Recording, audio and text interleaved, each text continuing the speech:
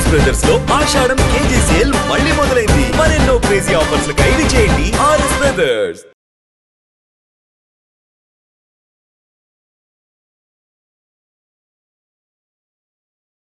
Accident అయిన రోజు ఒక్కసారి అలా ఒక సెకండ్ లైఫ్ వచ్చింది అని ఒక ఫీల్ ఉంది. కాకపోతే ఇంటర్నల్గా ఒక రకమైన భయం ఉంటుంది. ఎందుకంటే 2005లో నాన్నగారిది చూశారు, మీరు ప్లే చేశారు, బయటకు వచ్చారు, అక్కడ కుప్పకూలి పడిపోయారు.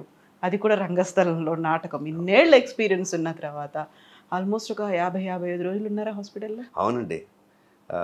విజయ హాస్పిటల్లో ఒక 30-40 డేస్ ఉన్నారు. మధ్యలో మళ్ళీ ఒక 1 వీక్ డిశ్చార్జ్ అయ్యారు. తర్వాత మళ్ళీ ఆయన అప్పట్లో మంచి బిజీగా ఉండేవాడిని. అప్పట్లో నెలకి 30-40 మీటర్లు వేసేవాడిని కాల్ షీట్స్. అప్పుడు అంతకుముందు నాకు ఇలాగే ఒక గండం వచ్చింది. అవునా? మన తిరుపతి వెనకాల ఒక కొండ ఉంది, తలకోన. అమ్మో, అక్కడ నాకు సెరిబుల్ మలేరియా వచ్చి చచ్చి బతికా. క్షణక్షణం భయం నాకు సీరియల్కి వెళ్ళి అడవులు లాస్ట్ డే ఎఫెక్ట్ అయ్యి అసలు అందుకని చచ్చి బతికా. అందుకని మా నాన్నగారు, రే ఏమంటే చిన్న డిస్టర్బ్ చేయకండి, వాడికి అనారోగ్యం చచ్చి బతికాడు, వాడు డిస్టర్బ్ చేయకండి అని చెప్పి మా అమ్మని పోరి గవర్నమెంట్ హాస్పిటల్, మా ఇంటి వెనకాల హాస్పిటల్ ఉంది ప్రైవేట్, వాళ్ళు ఎవరో చెప్పారట దానికి గవర్నమెంట్ హాస్పిటల్ మంచిదని. గవర్నమెంట్ హాస్పిటల్ వెళ్ళి అడ్మిట్ అయ్యి 10 రోజులు అక్కడ ఆయన ప్రాణం పోయింది. డయాలిసిస్ చేశారు. ఫస్ట్ డయాలిసిస్ చేశాకే తట్టుకోలేకపోయారు. బట్ విజయ హాస్పిటల్లో ఫస్ట్ డే అడ్మిట్ చేసాం, మొత్తం హార్ట్ స్ట్రోక్ నిమ్ము చేరిపోయిన తీశారు. సెకండ్ డే మార్నింగ్ మమ్మల్ని పిలిచి, నన్ను మా అన్నయ్యని పిలిచి, ఆయన ఉండరండి అన్ని ఆర్గన్స్ పోయాయి అన్నారు. అదే మా నాన్నగారికి అలవాట్లు ఏవీ లేవు, అంత యాక్టివ్గా ఉండే. చిన్నప్పుడు ఏదో రాజబాబు గారు, చలం గారు ఇదంతా మంచి బ్యాచ్, మంచిప్పుడు కొంచెం అలవాటు ఉండేది నాన్నగారికి. అప్పట్లో మంచి పూలరంగం, మంచి డ్రెస్, కాస్ట్యూమ్స్ అవన్నీ బ్రహ్మాండంగా చేసేవారు నాన్నగారు. తర్వాత ఆయన దేవుడు, సన్యాసం అలాగే ఇలా చేసి. సో ఓన్లీ సిగరెట్ ఉండేది. ఆ సిగరెట్ కూడా that should be reason for death కండి. చిన్నప్పటి నుంచి అలవాటు ఆయనకి. రామకృష్ణ మఠంలో ఒక భక్తురాలు మా నాన్నగారికి తన్మయత్వంలో ఇంకా ఆయన అలా ఉండిపోతాడు. ఆయన ఏడుస్తాడు, నవ్వుతాడు, చేస్తాడు. అసలు మా నాన్నగారు అసలు చూస్తుంటే ఆహా చక్కగా అనుకుంటా, అబ్బా మంచి ఎంత భక్తుడని. ఆయన వచ్చి బస్సు, ఆటో కూడా ఎక్కరు, ఆయన చెప్పులు వేసుకోరు. బస్సులు ఎక్కుతుంటే ఎప్పుడు చెప్పులు వేసుకోకుండా మధ్యలో సన్యాసం అని చెప్పి ఒక కాషాయ వస్త్రం 5 ఏళ్ళు ఉన్నారు. అసలు మమ్మల్ని కూడా గుండు కొట్టించేసి మీ అందరికీ సన్యాసం అని చెప్పి చేస్తే రాళ్లపల్లి గారు, పొట్టిప్రసాద్ గారు, దివాకర్ వీళ్ళందరూ చివాట్లు పెట్టారు. రంగారావు, పిల్లలకి ఇంకా చిన్నపిల్లలు, అమ్మాయికి పెళ్లి లేదు, ఏం లేదు, సన్యాసం అంటావేంటి, బాధ్యతలు తీర్చి తర్వాత నీ ఇష్టం ఏమో చేసుకోవాలి. సో 5 ఏళ్ళు కాషాయ వస్త్రాలు వేసుకున్నారు. అదో పెద్ద మైనస్ మా నాన్నకి. మంచి పీక్లో ఉన్నప్పుడు ఇంకా సామైపోయాడు రంగారావు అని చెప్పి వేషాలు తగ్గడం మొదలెట్టాయి. ఉంటాయి డిఫరెంట్ ఫేసెస్ ప్రతి మనిషిలో ఉంటాయండి. బట్ అప్పటికి కూడా చాలా యాక్టివ్గా థియేటర్ ప్లే చేస్తూ ఉన్నారు. అది కూడా కన్యాశుల్కం చేశారు. కన్యాశుల్కంలో డబుల్ యాక్షన్ అండి. అటు ఓల్డెస్ట్ రోల్ లుబ్ధావధాన్లో, ఇటు హీరో రోల్ రెండు చేశారు. డ్యూల్. అటు 4 hours ప్లేలో కూడా మా నాన్నగారు చేశారు. అది ఎవరు చేయలేము. బ్రహ్మాండమైన అప్లాస్ కదా, బ్రహ్మాండమైన అప్లాస్. ఇది 7 hours మొత్తం బ్రహ్మాండం. నన్ను చేయమన్నారు వంకాయల గారు, మా మెంటార్, గాడ్ ఫాదర్, వీళ్ళందరూ. నాకెందుకు ఆ టైంలో కన్యాశుల్కం మా నాన్నగారిని బలి తీసుకుంది, నేను చేయని చెప్పాను.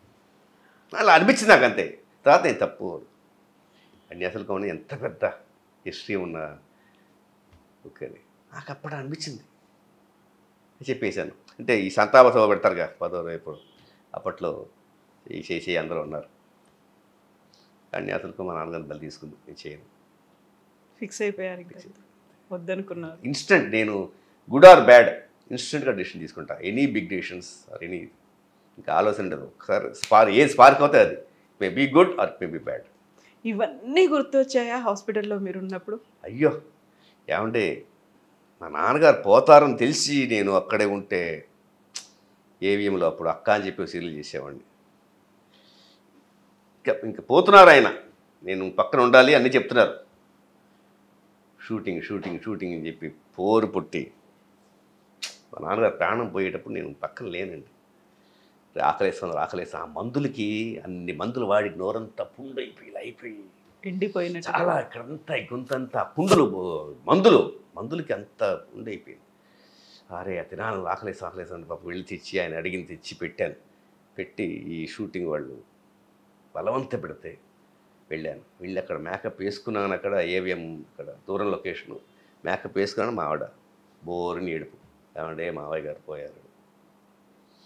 బోరుని అక్కడ ఏడిచి ఆ సీన్ కంప్లీట్ చేసి అప్పుడు మళ్ళీ వచ్చి ఈ మాట విన్న తర్వాత కూడా మీరు అక్కడ షూటింగ్ లో ఉన్నారు, పార్టిసిపేట్ చేసి వచ్చారు. అది నా వర్క్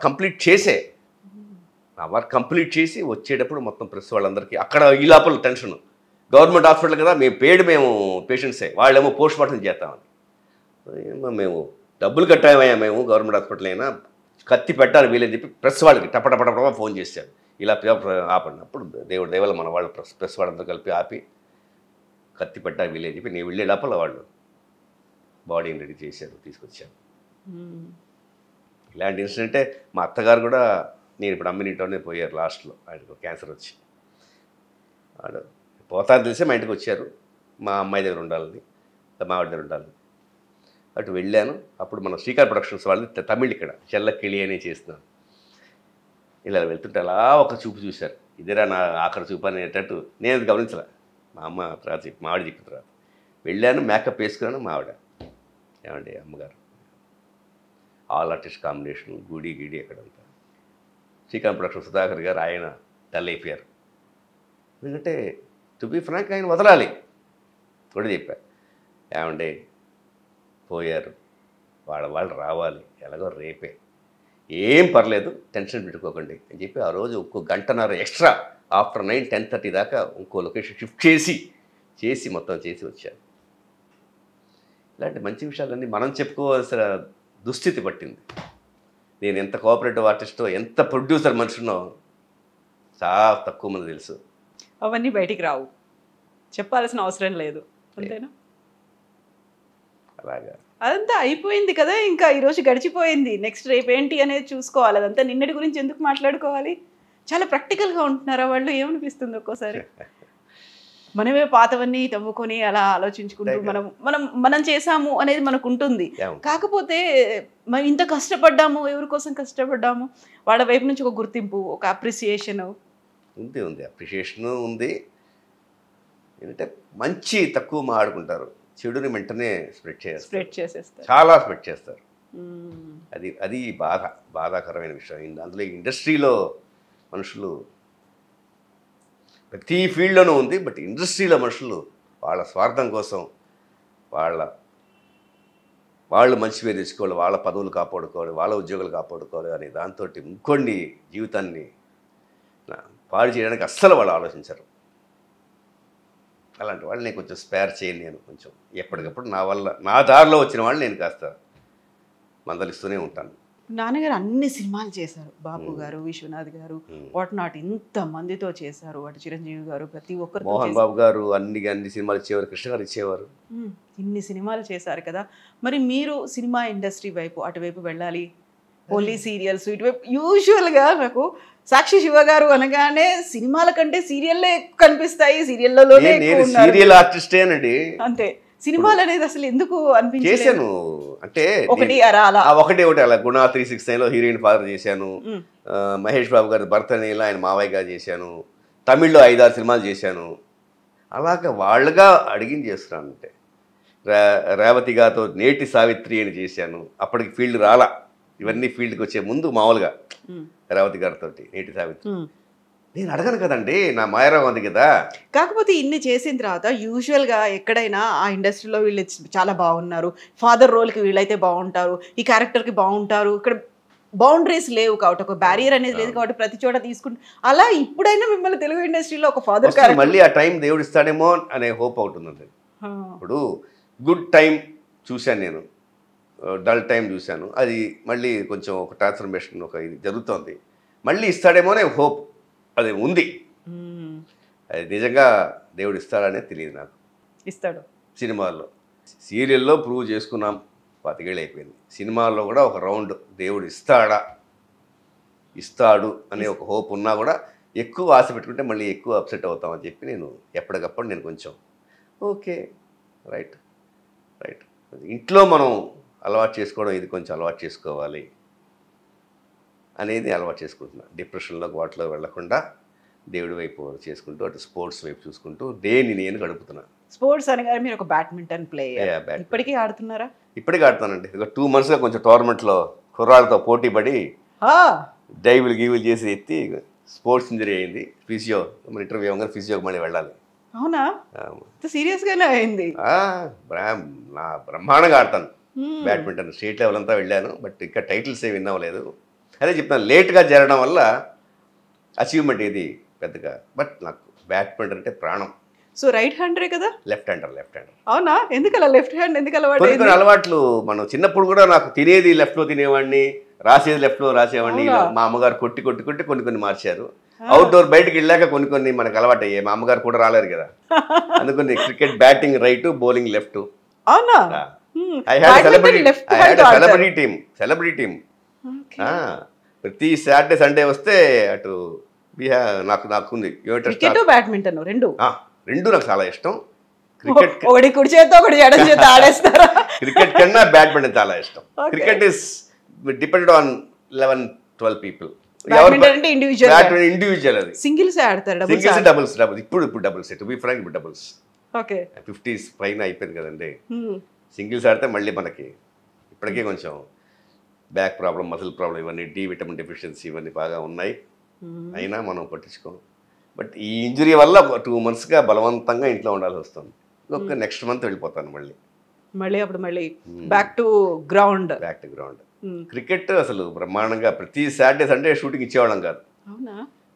అంతా real tournaments, division level tournaments ఆడేవాళ్ళం. దాంట్లో హీరో జీవా, సూపర్ గుడ్ ఫిలిమ్స్ జీవా, వాళ్ళ అన్నయ్య జితన్ రమేష్, మన విజయబాబు గారు అబ్బాయి రమణ, అందరూ మా టీవీ ఆర్టిస్టులు, మేమందరం కలిసి రియల్ టోర్నమెంట్స్కి త్రూఅవుట్ ది ఇయర్ మేము టోర్నమెంట్స్ ఎంట్రీ ఇస్తూ ఉంటాం. తమన్ గారు, ఎస్పి చరణ్, వీళ్ళంతా సింగర్స్ గా ఒక బ్యూటిఫుల్ టీం ఉంది. జేసుదాస్ గారు అబ్బాయి ఉన్నికృష్ణన్, బ్యూటిఫుల్ టీం. అలాగా సాటర్డే సండే టోర్నమెంట్ ఉండలేకపోయినా మేము రియల్ మ్యాచెస్ ఆడుతూ ఉండేవాళ్ళం అనమాట. దాన్ని కొన్నేళ్ల ముందు మూల పెట్టేశాను. హైదరాబాద్లో కొన్నేళ్ళు, చాలా ఏళ్ళ ముందు కరెక్ట్గా ఈ డిమానిటైజేషన్ చూసారా? అప్పట్లో పెద్ద ఆయన ఎన్ఆర్ఐ కొనుక్కో ఈ క్రికెట్ 4 states ఆర్గనైజ్ చేశారు. Celebrity cricket league. Yes FPL CBL ఇది వేరు, ఎఫ్పిఎల్ అని చెప్పి ఆయన చేశారు రవిరెడ్డి గారిని. అప్పుడు మేము వెళ్ళి నాకు మ్యాన్ ఆఫ్ ద మ్యాచ్ వచ్చింది. అప్పుడు తమన్ గారు వీళ్ళందరూ మా టీం ఆడారు, మా చెన్నై టీం అనమాట. అదే లాస్ట్ టైం క్రికెట్. దాంతో క్రికెట్ పక్కన పెట్టేశారు. డిమానిటైజేషన్ వచ్చి మీరు మొత్తం 4 states మ్యాచెస్ షెడ్యూల్ అన్నీ క్యాన్సిల్ అయిపోయింది. స్పాన్సర్స్ మొత్తం వెళ్ళిపోయారు వెనక్కి డిమానిటైజేషన్ వల్ల. అందుకని ఓన్లీ సెమీఫైనల్స్, ఫైనల్స్ ఒకటి జరిపారు ఎల్బీ స్టేడియంలో. సో ఇంటర్నేషనల్ గ్రౌండ్లో ఒక best performer, man of the match వచ్చింది. దాంతో ఆ క్రికెట్ బ్యాట్ అలా పక్కన పెట్టేశాం. బ్యాడ్మింటన్ కొంచెం ఆన్ అండ్ ఆఫ్ అప్పుడు.